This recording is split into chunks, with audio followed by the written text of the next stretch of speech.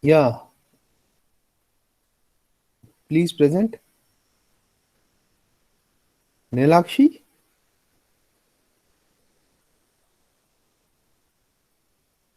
Hello? Yeah, present the screen, na? Yes, sir, I'll Okay. present now, sir. Yes, Okay. sir. Sir, I should Oh, start first, whoever, or? no problem. Okay, sir. Um, I'll Okay, start carry first, ahead. sir. Okay, sir.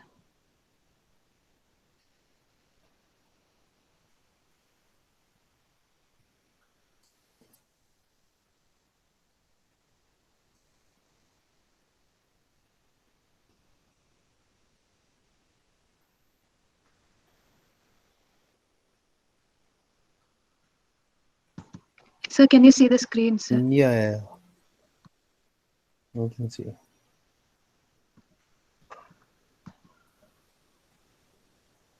Yeah.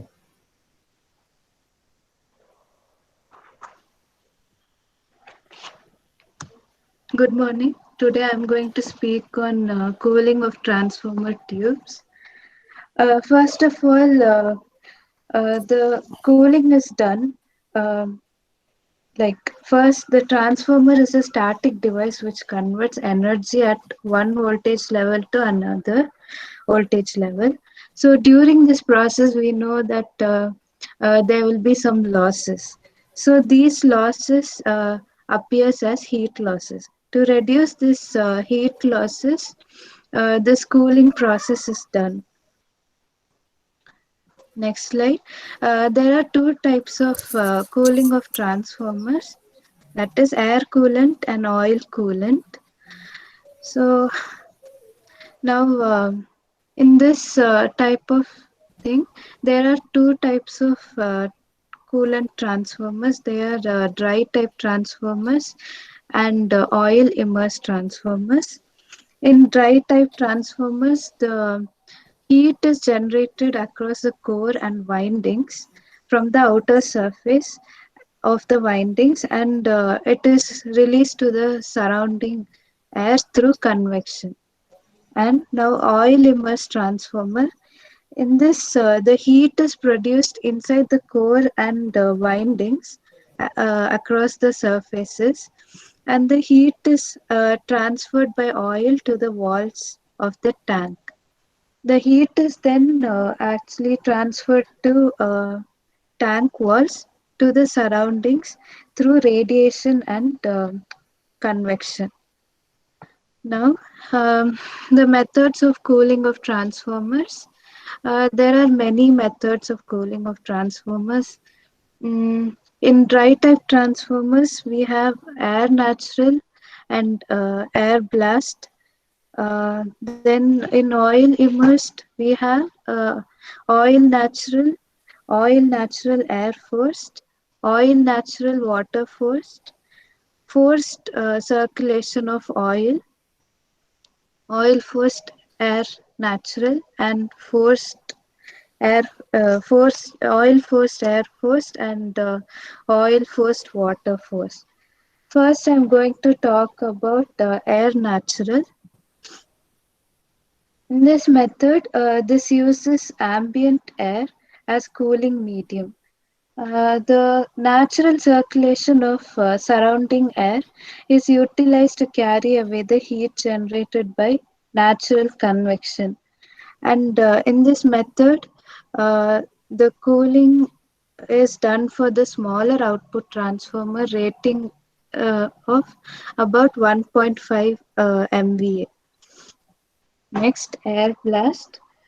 Uh, Cooling by natural circulation of air actually becomes inadequate to dissipate heat from large transformers, and so the circulation of air is employed in order to keep the temperature raised within limits.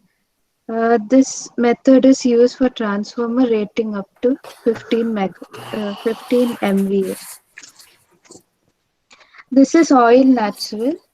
Uh, the cooling by air is not so effective and proves insufficient for transformers of medium sizes.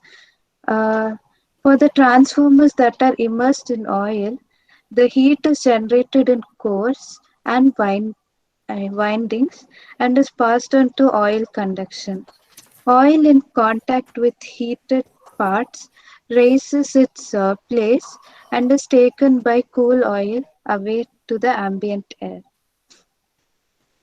The heated oil almost gets cooled up and falls to the bottom, and therefore, from a natural thermal head is created, which transfers heat from heated parts of the tank to from where it got dissipated to the surrounding air. Now, oil natural air first.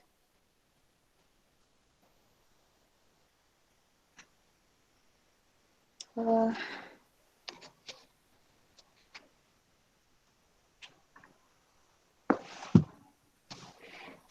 Here, the circulating is under natural head transfers and to the tank walls. The transformer tank is made hollow and the air is blown through the hollow space to cool the transformer. And the heat is removed from the inner tanks. Inner tank walls can be increased 5 to 6 times dissipated by natural means.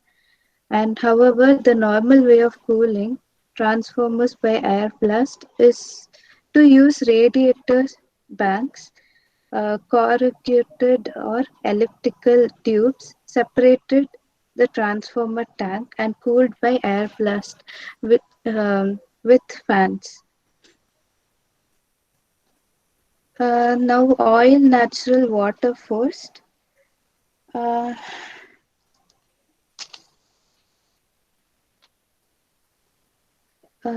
in oil natural water force cooling method, the transformer core and the windings are immersed in oil tank, and then as the temperature rises, the oil heats up and moves upward. The heat is dissipated by natural process of convection, and the oil is passed through the radiator. But the water pumped and passed through the heat exchanger is used for cooling of the oil.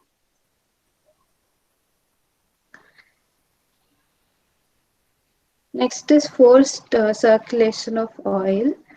In this large transformers, the natural circulation of oil is actually insufficient for cooling the transformer. So the forced circulation of oil method is used.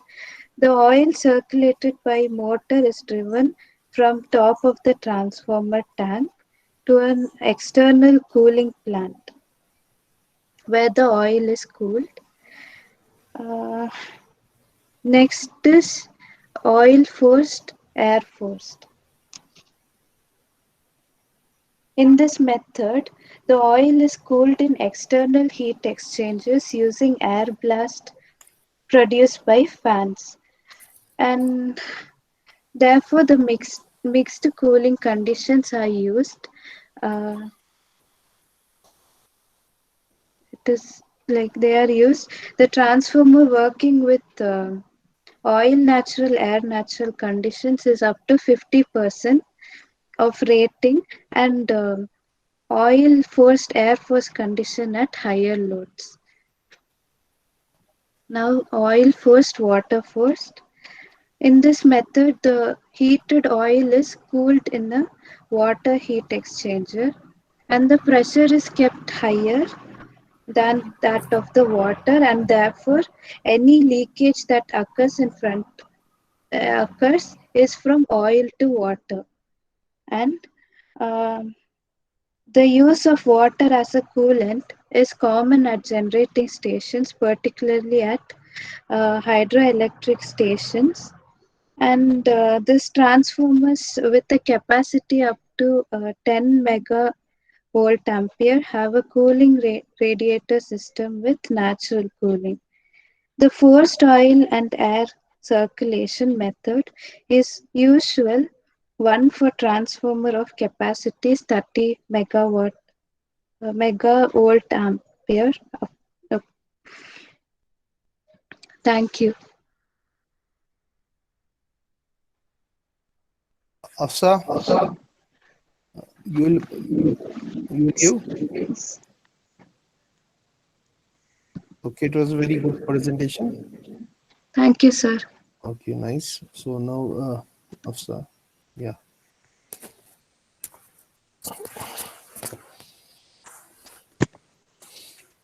So, good morning, everyone. So, I'll be telling about the calculation of leakage reactance of transformer.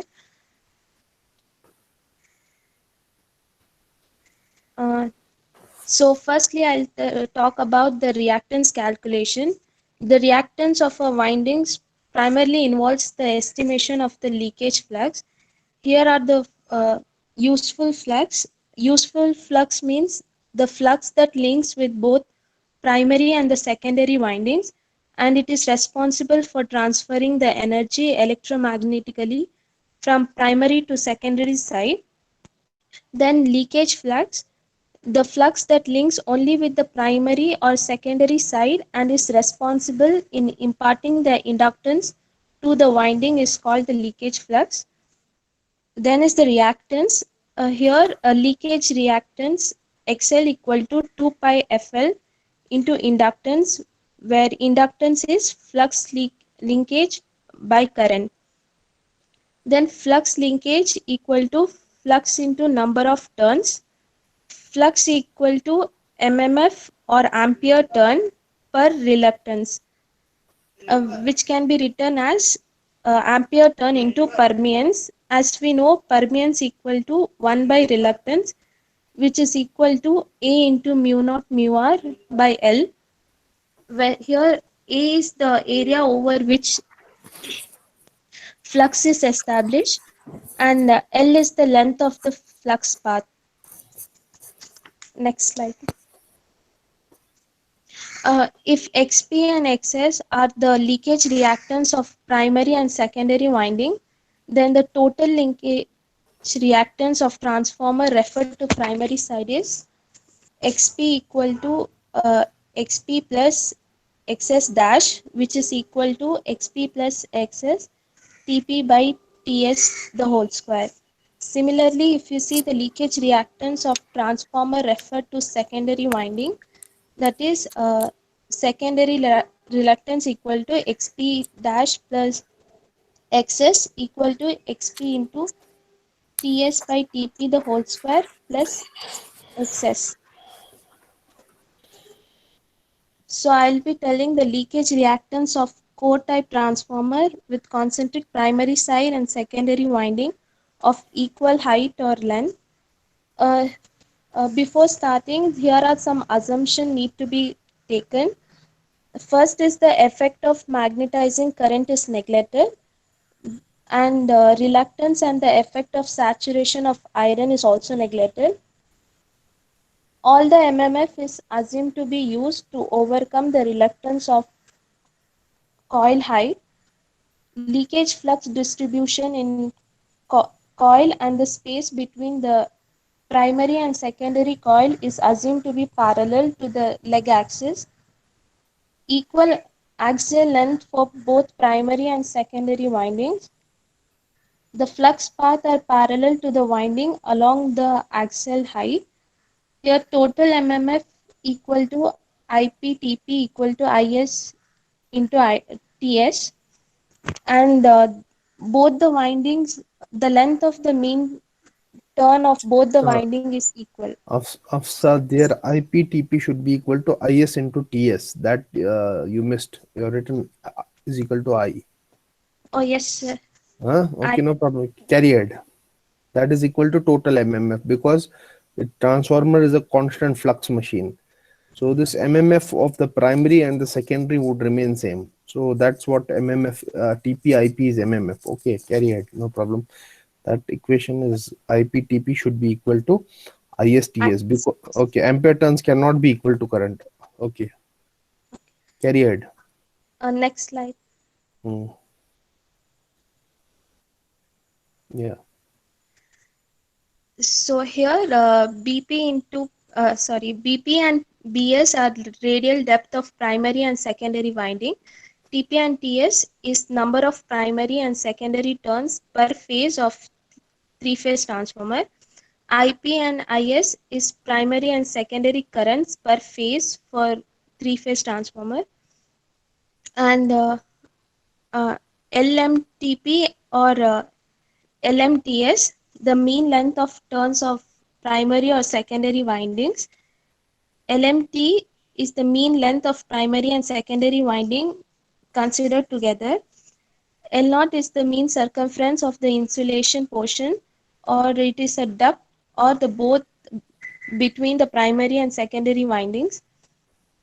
LC is the axial height or length of both primary and secondary coils. So next, so the total flux linkage of primary or secondary winding is due to the leakage flux inside the primary or secondary winding or leakage flux in between the low voltage and high voltage coils. To determine the flux linkage due to the flux inside the coil, we have to consider an elementary strip, that is dx, at the distance x from the edge of the low voltage winding. Then the flux linkage of the low voltage winding due to the flux phi x in the strip is given by psi x equal to phi x into number of turns linked by psi x. Wait 1 minute. I want to interrupt. Why you have considered low voltage winding? You can either consider primary or secondary, because low voltage can be either secondary or low voltage can. If it is a step up transformer, so your low voltage is primary. If it is a step down transformer, your high voltage is primary. So whenever you are referring a transformer, you write either primary or secondary. It should, for referring, you cannot write low voltage or high voltage. Okay, Okay, okay, sir. carry ahead. So psi x is the ampere turns producing flux and into permeance of the strip and into the number of turns linked by the flux. So the equation is psi x equal to IPTP x by BP into LMTP dx mu naught by LC into TPX by BP. So that's the equation 1. We are considering the mean length of the strip approximately equal to LMTP. Therefore, the total flux linkage due to the flux inside the coil is given by psi x equal to integral 0 to BP IPTPX by BP into LMTP dx mu naught by LC into TPX by BP. It's equation 2. Here when you integrate, we are integrating with respect to 0 to BP only for x. So after integration we'll get psi x equal to IPTP square mu naught LMTP BP by 3LC. Next, if one half of the flux in between the primary and secondary winding is assumed to be linking with each winding, then the flux linkage of primary winding due to the half to the flux in the low voltage and high voltage winding is psi naught equal to half phi naught into number of turns linked by phi naught, which is equal to half into TPIP into L naught A into mu naught by LC into TP, which is equation 4. So therefore the total flux linkage of primary winding is lambda equal to psi plus psi naught equal You, to you, I. you should tell what is psi and what is psi naught. Psi naught is the flux linking, useful flux. Whereas what is psi naught? Psi naught is what? It is the flux in the which part? It's the flux in the duct. So that thing you should have told. Okay, carry ahead. Yes, sir. Carry ahead. Okay, that's equation 5. Next slide. Here we are assuming that LMTP is equal to L naught So the equation is IPTP square into mu naught LMTP by LC into BP by 3 plus A by 2. Therefore, the leakage reactance of primary per phase is given by 2 pi F into flux linkage by current, which is equal to 2 pi F IPTP square into mu naught by LC into LMTP BP by 3 plus L naught A by 2 divided by IP. Equation 7. So solving that equation we'll get 2 No, pi no, F. no, no, not solving. You are referring to the primary side. See, in this case, you have referred XP. You go back to the previous slide, equation 7. Go back to previous slide. Yeah, see here. You have taken XP, TP, IP square, no, not LC. Yeah, go back to the next slide. Next 8. Okay, okay. Correct. Solving only. Yes. You're Solving not referred. Yeah. the equation, you'll get 2 pi F TP square into mu naught by LC into LMTP BP by 3 plus L naught A by 2. So after that, we are referring only the secondary side of winding to primary side.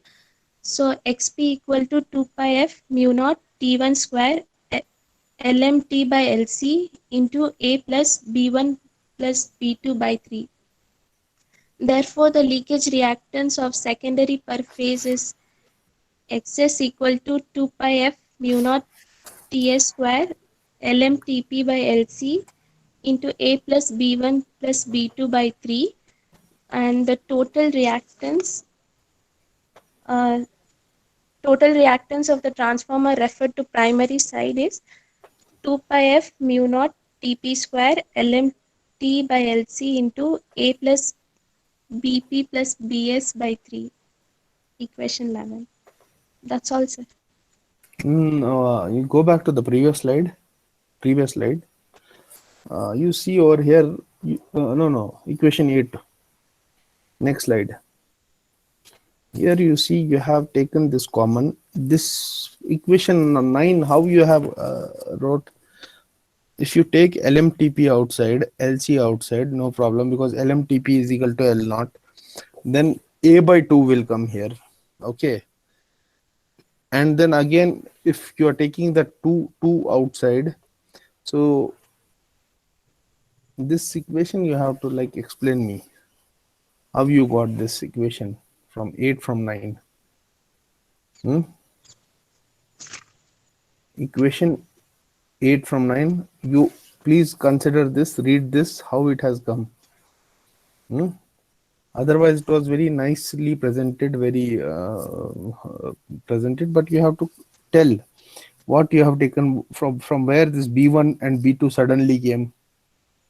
What is B1 plus B2? And then here also it suddenly becomes BP plus BS by 3. So is this referring or whatever? Because this, I think most of the students might be having a little bit confusion. When I have done this referring class, I have also put a video lecture. You can go there and see. Anyways, it's a very good presentation. Noor, are you ready? Noor? Yes, sir. Okay, Yes, sir. you carry ahead. Very good. Nice, Hafsa. Very good. It was Thank nice. you, sir. Okay, nice.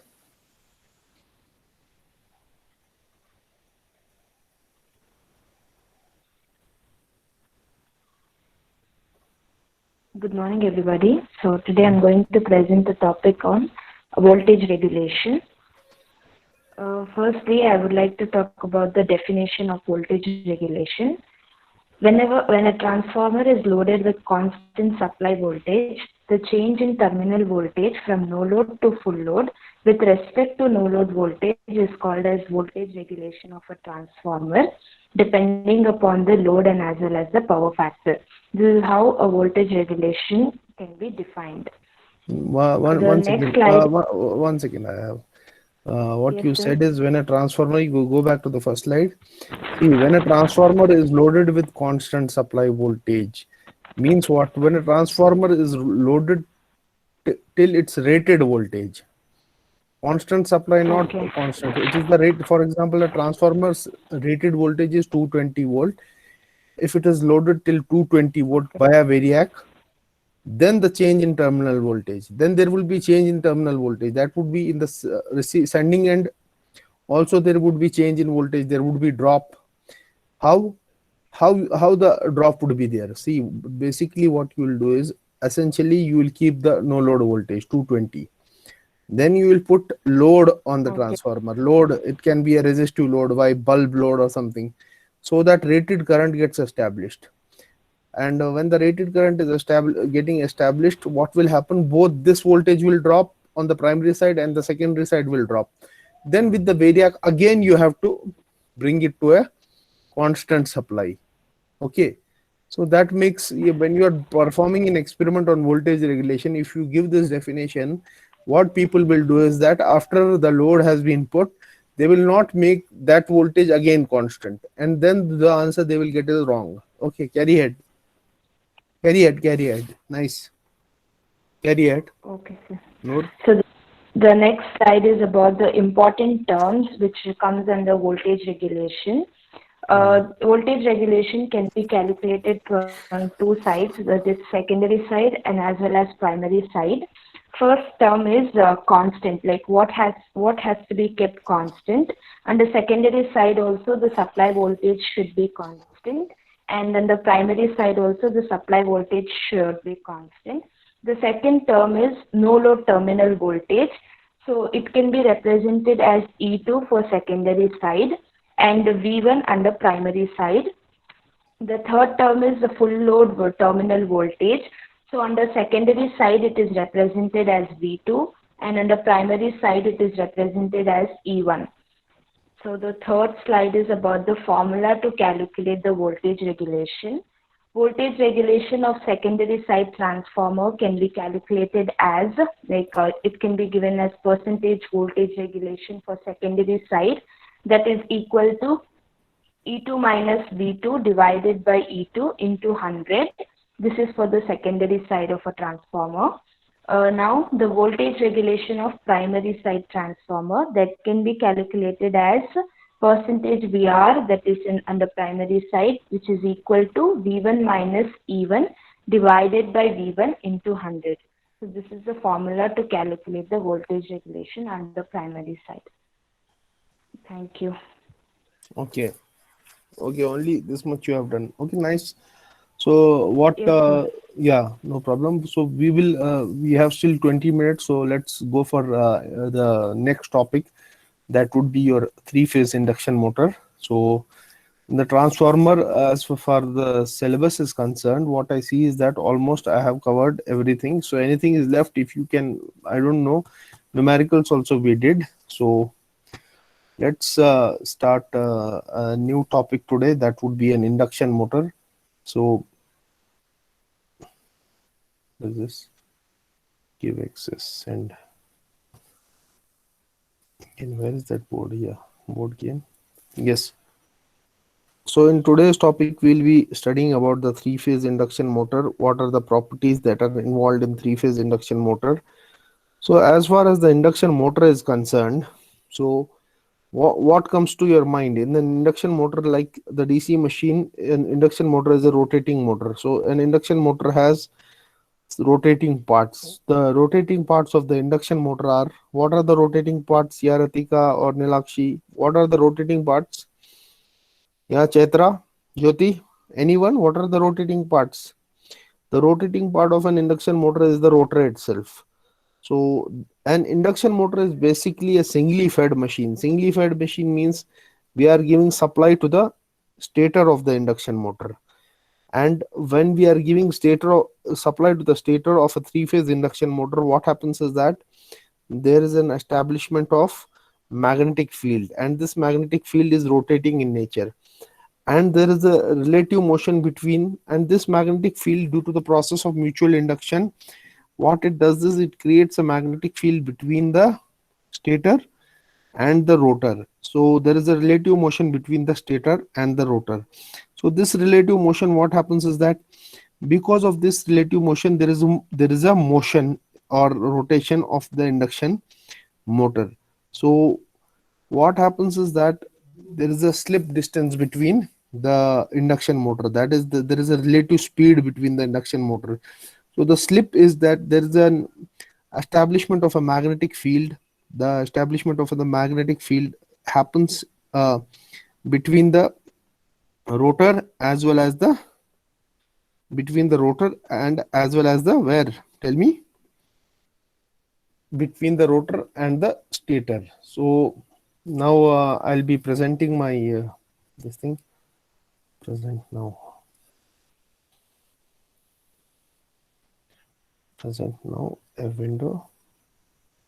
Okay, create, yeah.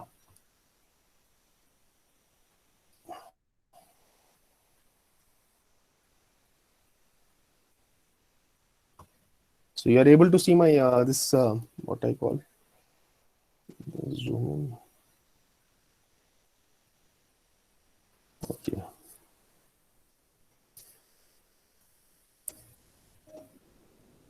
Yeah. Are you able to see, all of you? Hmm? Yeah. Yes, Good. sir. It seems. Okay. So today what we are going to see is the three phase induction motor. So we will be studying the output equation.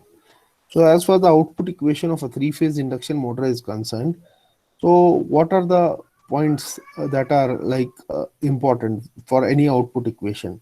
Now the number one thing is that when for the transformer also we have seen that when we started about the output equation, so first we went with the kVA rating. So the kVA rating of three-phase induction motor would be 3 V phase I phase into 10 power minus 3. Okay, so this is very important, where V phase and I phase are the voltage per phase and current per phase of the machine. Okay, so that everybody knows.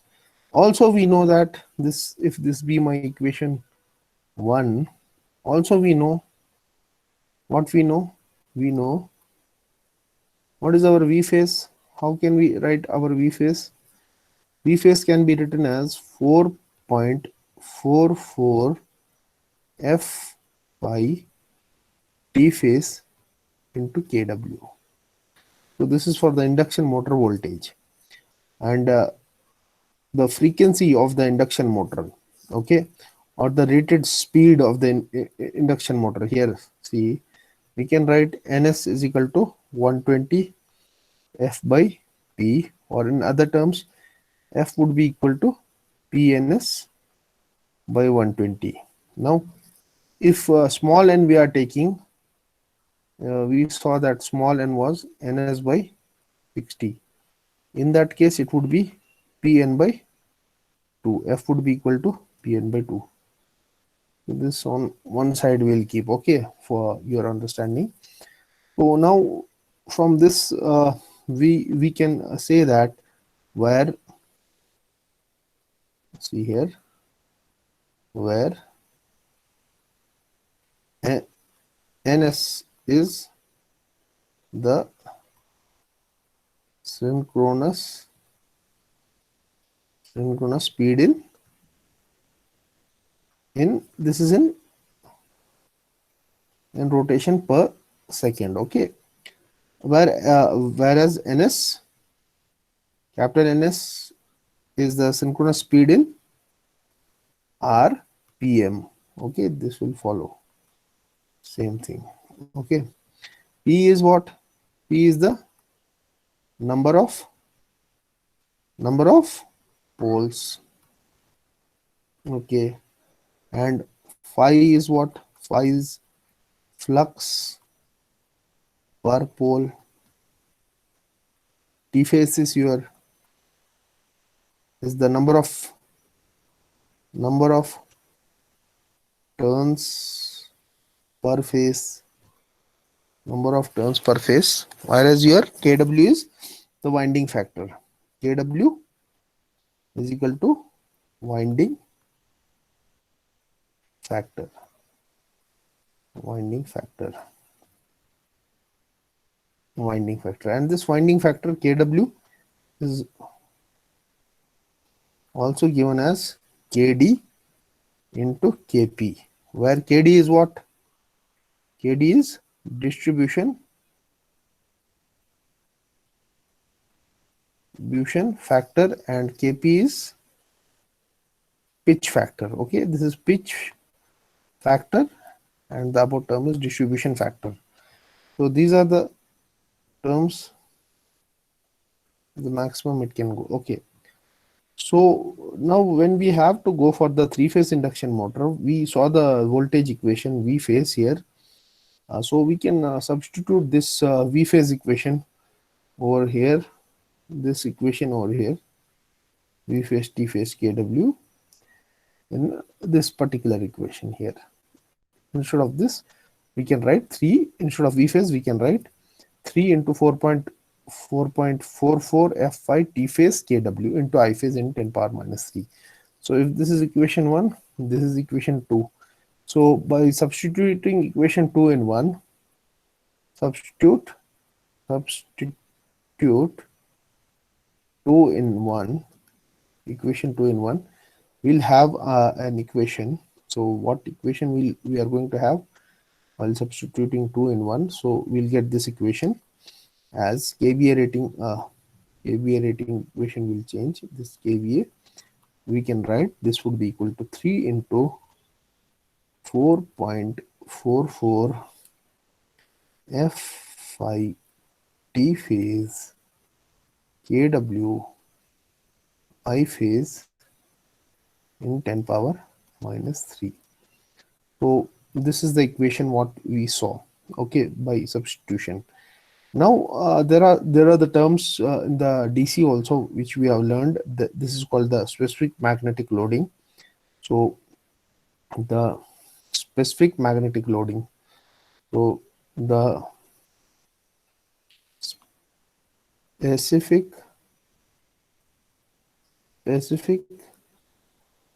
magnetic loading, that is nothing but BAV, is equal to what?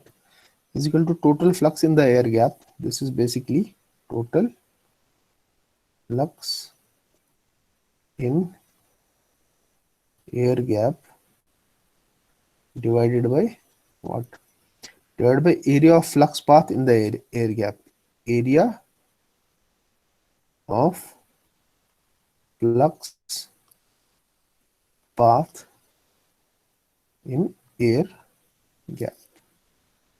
So the BAV, so what is the total flux linking in the, if phi is the flux linking in the air gap, suppose if the amount of flux that is linking, here I read phi is equal to flux linking. Okay, so what will be the total flux? Total flux linking would be total number of poles into flux. And what would be the area of flux path? It depends upon your pi, diameter and length, pi dl. Okay, so which we have already seen. So BAV is equal to pi dl. Okay, so in the above equation we have instead of phi here, what we can replace phi by? Phi we can write BAV into pi dl divided by P. It can be written like this. It can be written as like this. So instead of phi we can substitute over there.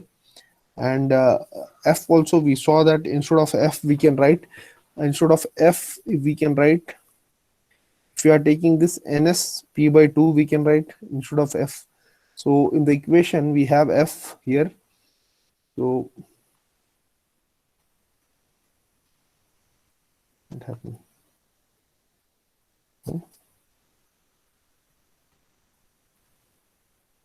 So instead of F over here we can substitute here F this point, and instead of phi we can substitute this point over here.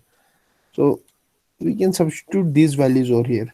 So prior to moving that path, so we know that P is the total number of poles and phi is the flux per pole, and the total surface area of the air gap portion is pi dl. D is what? D is the diameter of stator and L is the axial length of the machine. So here you have to know what is this D. D is dia of stator, that is stator, and L is axial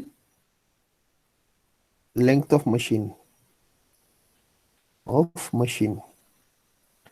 So this is, these two terms are there. So now you have to substitute here. So before moving to that, this was the specific magnetic loading. There's one more term called as specific electric loading. So this term is specific. This in the DC machine you have seen these terms. You have to revise a bit that part, specific electric loading. So this specific electrical loading, how you can see basically what is the ampere conductors. So how you will write is that this is defined as the RMS ampere conductors per meter of armature periphery at the surface, at the air gap surface. So the definition for this would be the specific electrical loading, the specific electrical loading AC, that is ampere conductors, this is also known as AC, is defined as the RMS ampere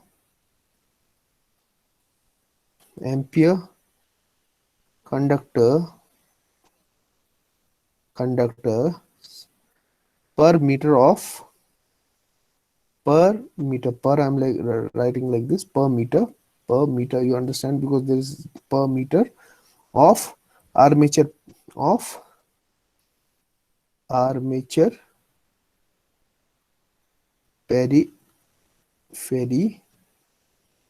periphery at the air gap surface.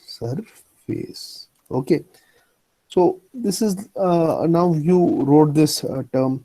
So the total armature conductors would depend upon your total number of armature conductors into the current divided by the armature periphery. Armature periphery is a circumference.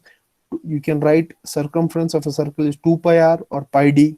So instead of here you can see over here. So this can be, this AC term can be established. This AC term you can write, armature conductor, you can write total armature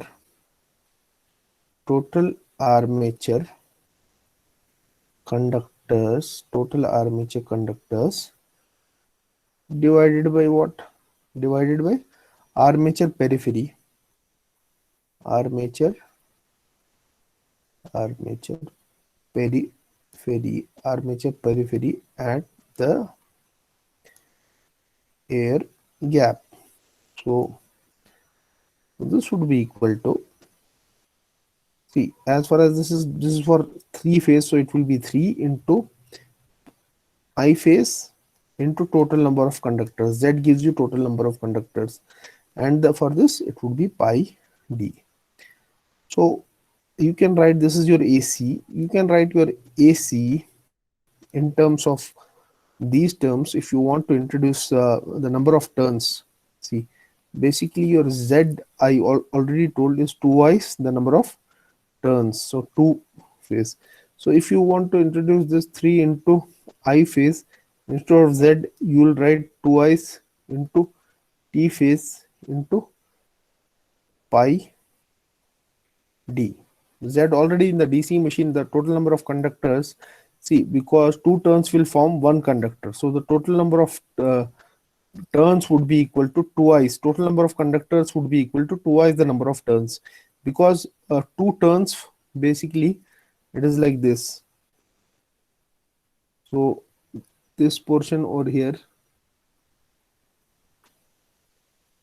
What is happening? Okay. So here, this is T phase.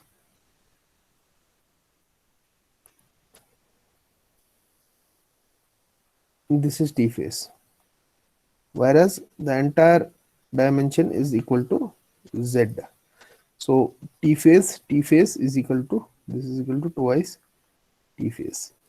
So now you can write ampere conductors in terms of this is equal to 3 into 6. You can directly write 6 I phase T phase pi d. So this is one formula to express this. Now you can substitute in the kVA for the kVA value. The equation, previous slide, we will go to the previous frame. Okay. So once I started here the 3-phase induction motor, so the first formula I had is 3 V phase I phase in 10 power minus 3. So I stated V phase is equal to 4.44 F5 T phase kW. So if I want to substitute here only, like this is, I have some dimensions over here, so I can write my Q is equal to 3. Instead of V phase I can write what, 4.44 F. Instead of sorry, we'll move back to first. Let me write this. So T phase into I phase into 10 power minus 3. So this is my formula from this. So now 3 I can write into 4.44 I can write. Instead of F, what I can write? Can I, instead of F, I will write NS P by 2. Okay. And instead of phi, what I can write? I can write, instead of phi, I can write BAV into pi dl by P. This is like, this is for F. This is for, this portion is for F. Okay. And this is for phi. For phi, I have written this. Okay. I marked it in different C. Okay. So I write 3 into 4.44 into NSP by 2 into BAV pi dl, and I'm left with other terms. That is your, the other terms now here. See, here we missed one term. That is here KW. KW into, okay. So now we are left with KW into I phase T phase into 10 power minus 3. So now in this particular formula only, I can write this. See, this 2 is over here. This 2 and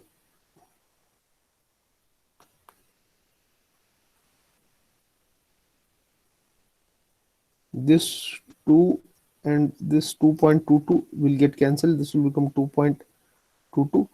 So now I can write this is 3 into 2.22. Okay. NS is there into NS. Okay. P, I have a P term on top. I have another P term on bottom. So this P term will get cancelled. P here is getting cancelled.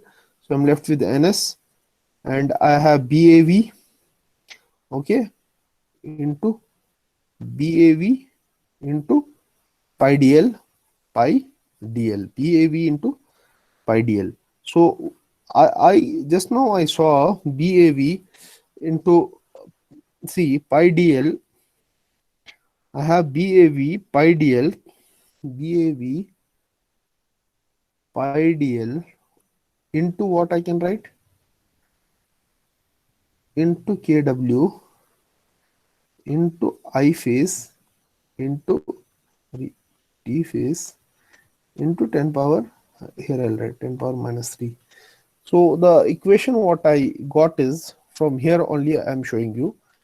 So now let's move to our slide and let's see how my output equation will get framed. So all the things you have seen here. So the equation what I just now wrote for my KVA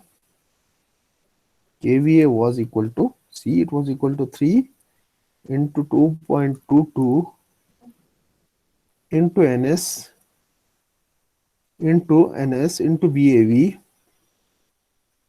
BAV pi dl kW. Okay, pi dl kW. Now your I phase into T phase. Okay, what is basically your I phase into T phase? Here you see, now you're left with I phase into T phase.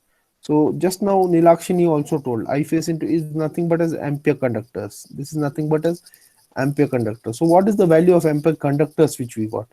So the ampere conductors value we got 6 I phase into T phase by pi d, or in other terms, if I want to replace my I phase into T phase in terms of pi d into AC divided by 6, I can write I phase into T phase pi d into AC and substitute this. Let this be our what I started with. So equation 2, this be our, so this be our equation 3. Let's put this equation 3 in the equation 1. So you're here you can write I phase into T phase is equal to pi d into AC.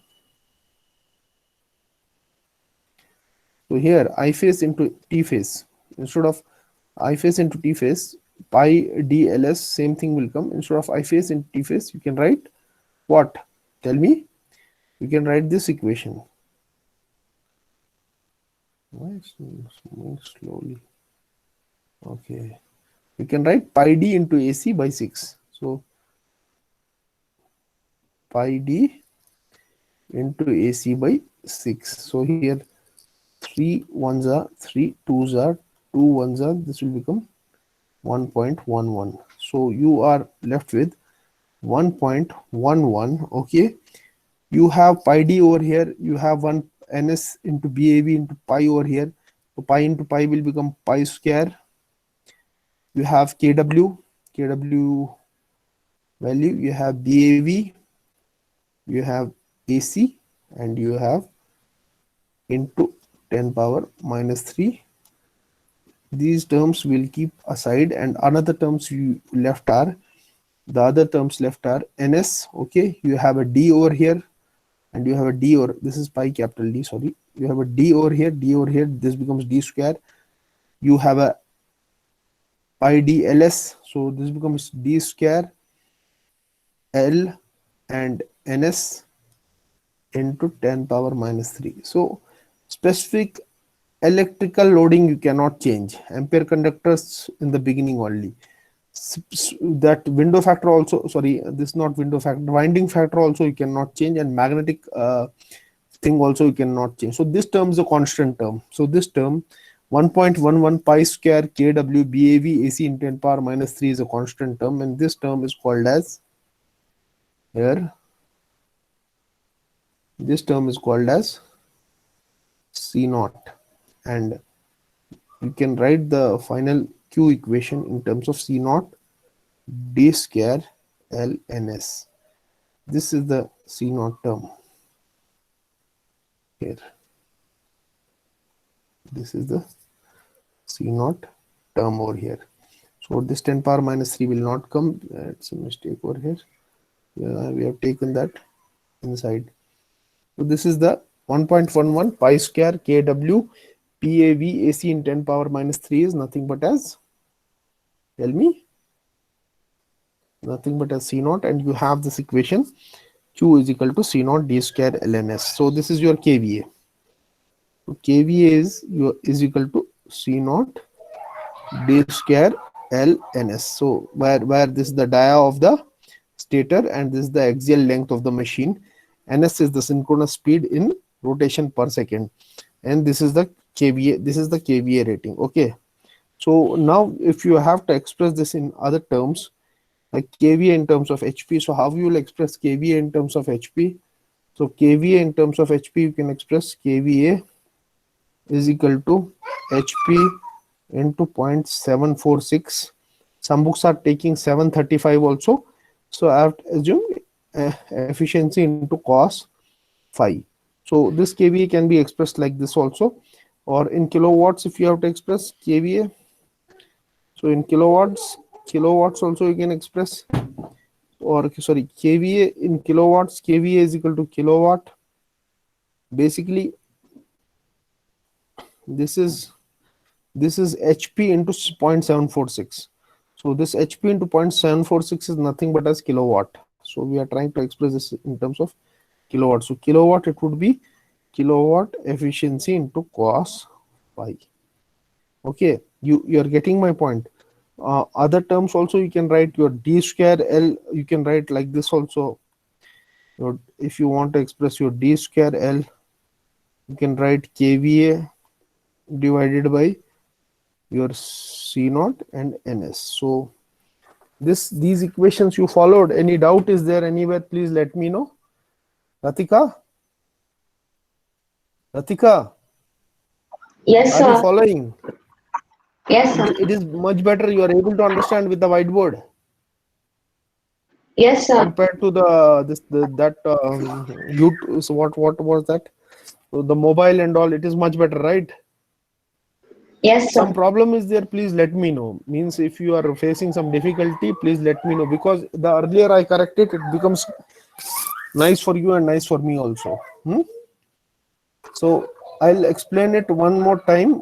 So those people who have understood can give the attendance and leave the class, and those people who, because you have 10 minutes break now after that, and those people who want to look one more time, 5 minutes I'll explain. So basically what I went for the induction motor, 3-phase induction motor.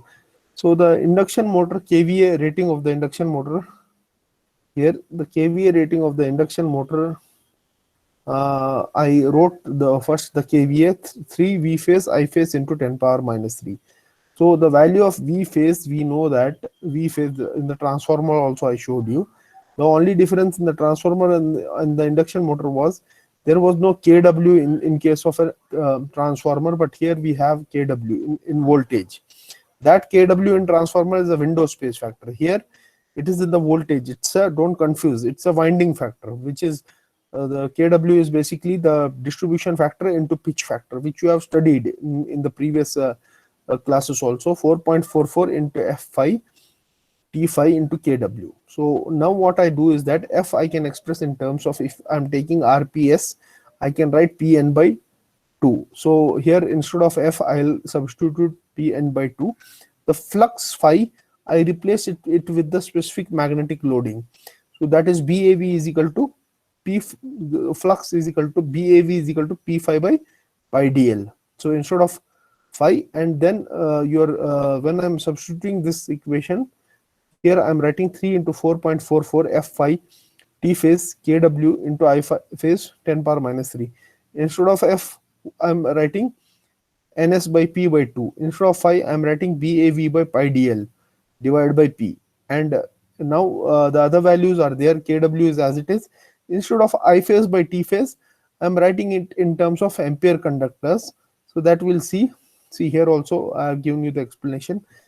When we are substituting it, it becomes 3 into 4.44 F phi T phi kW I phase in 10 power minus 3. So the specific magnetic loading BAV is equal to what? It's P phi. This is the total flux in the air gap. P phi, area of flux in the path in the air gap, that is pi dl.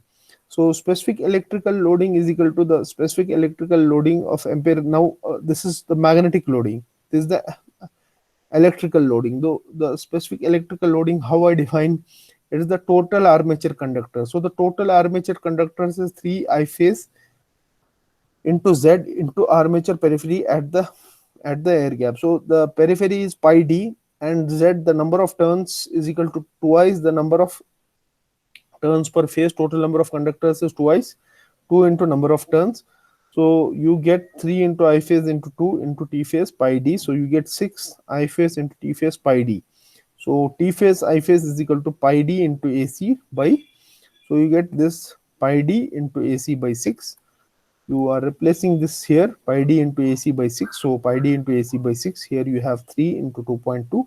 So this will get cancelled. You are left with 1.11. pi square kW BAV AC in 10 power minus 3 d square ln(s). So this term cannot change. Your winding factor cannot change because you predefined it. Your magnetic loading cannot change because you are designing a machine for a specific magnetic loading. Your ampere conductors cannot change. But yes, this is a constant term. Okay, so this constant term we refer it as C naught. Okay, and this C naught into d square ln(s). We express the kVA in terms of C naught d square ln(s). If you want to write the efficiency equation for a transformer, you can write kVA is equal to HP into 0.746 efficiency into cos phi. And here also in terms of kW, you can write kVA is equal to kW efficiency cos phi, or other terms your d square L, you can replace this d square L is equal to kVA by cos phi. So this was about the transformer three-phase equation. So those of you who have understood can already, I think most of you have given the attendance.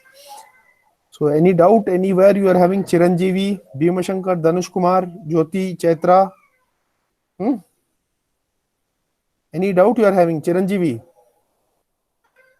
So you can give the attendance. If you are not having any doubt, you can give the attendance and you can leave the class and be prepared for the next class. So it was a very nice presentation. Well done, Noor. Well done, Afsa and Neelakshini. Very beautiful. So we two flip classes are over. So next also we have to go for flip class, but that I will tell you on Friday, because I have to cover some portion also. So we have to go for 8 classes. So all of you, at least all of you should be present. Like what I want a flip class of 7 to 8 minutes. Like what Neelakshini presented was little huge. It was good. You took your effort, but we have to limit it to 5 to 10 minutes. Like Okay, sir. maximum of 7 to 6 to 7 or 8 slides.